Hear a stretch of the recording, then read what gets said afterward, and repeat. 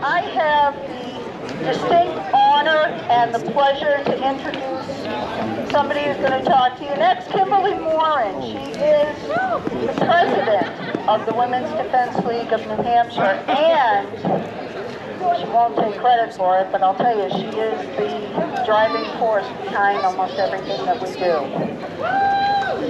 In 2011, Kimberly fled Massachusetts, I like to call it Massachusetts, due to their extreme hatred of the Second Amendment rights. Within a few years, she started training and became an NRA instructor with multiple certifications.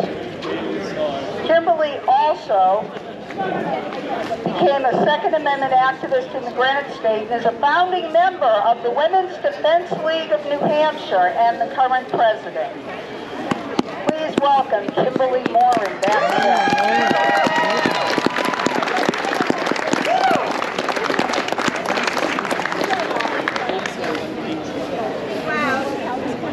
I don't even need a goddamn microphone. I'll try to use it though, I'll just yell into it. So, it's been a long 2 weeks to flatten the curve, huh guys?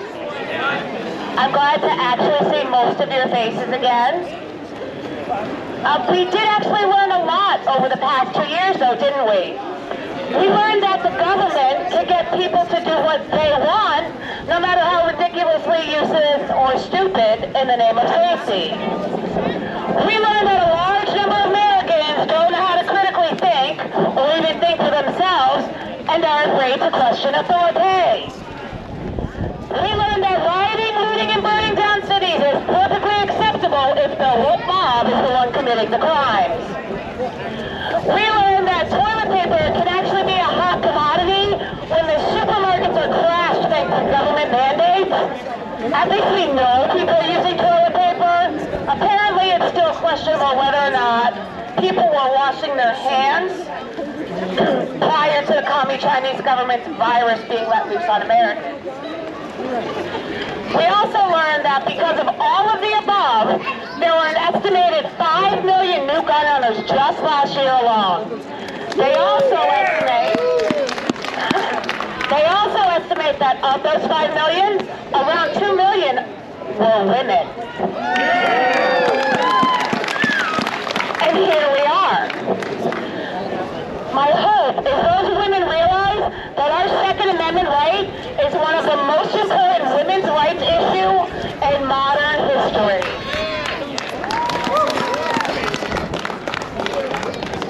Sorry, the wind is attacking me. We saw firearm shortages, ammo shortages, and then insanely high prices when you could get ammo. Deep down, these new gun owners finally figured out that they are their own first responders. And we welcome them all to the family.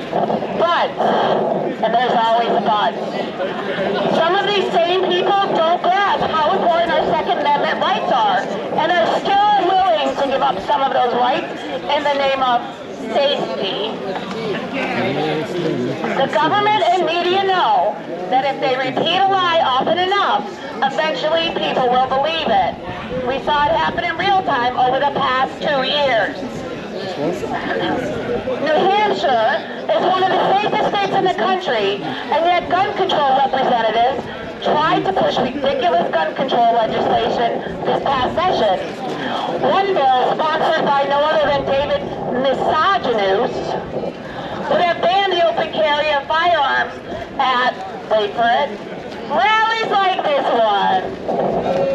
We've been holding this rally for more years than the tool has been in office.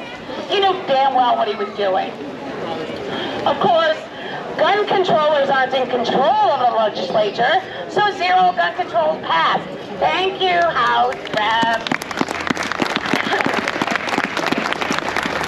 Of course, there's a midterm election coming up. And I don't know if you all remember what happened in 2018, but the gun control party spent massive amounts of cash to take over the New Hampshire legislature, and they did.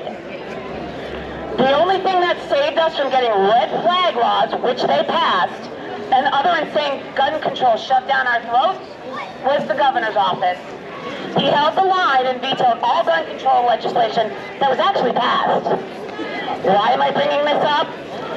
Because we have another midterm coming up this year, and the gun control party is already starting to infuse insane amounts of money in this state in order to win offices. They've managed to do it at the school board level already. Check it out if you don't believe me.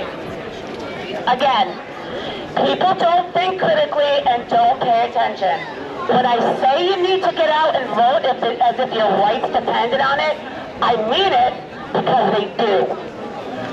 We're already being told from the current resident in the White House that he wants to ban common semi-automatic rifles, which many of you here own, and some of you have here today. Of course, gun controllers call them assault weapons. Mind you, more homicides are committed with hands and fists than rifles every year. That's a fact. Feel free to look it up. Biden also wants to ban standard capacity magazines. They like to call them high capacity. But people believe them. He also wants to hold gun manufacturers liable for the actions of criminals that purchase their firearms. That's like holding automobile manufacturers liable for the actions of drunk drivers, or holding Boston University liable for the economic illiteracy of Alexandria Ocasio-Cortez, who was an econ major there and is now a legislator pushing economic illiterate policy. Sorry. None of these gun controls will stop criminals. Not one. They only seek to harm law-abiding citizens who want to practice their fundamental human right to self-defense. Yet the Biden administration and our New Hampshire delegation, Hassan, Shaheen, Poppins, and Custer, would all pass any gun controls put before them. Hassan already said she'd vote for a ban on all semi-automatic rifles. And Shaheen thinks people who purchase AR-15s only do so to do bad things. These are the people representing us in D.C. They will sell us out faster than Anthony Fauci could book a TV interview to discuss his new flip-flopping mandate. So yeah, elections matter. Don't be afraid to speak out and speak up for your rights. Don't be afraid to tell the truth and provide facts about gun control. You may not change the minds of those who believe anything they're told by the government and media, but you may change the minds of someone who's on the fence and isn't quite sure. Protecting our Second Amendment rights is the government's job, but we have people who think they are overlords and forget they are our employees. Always fight for what is right, because in the words of General George S. Patton, it's better to fight for something than live for nothing.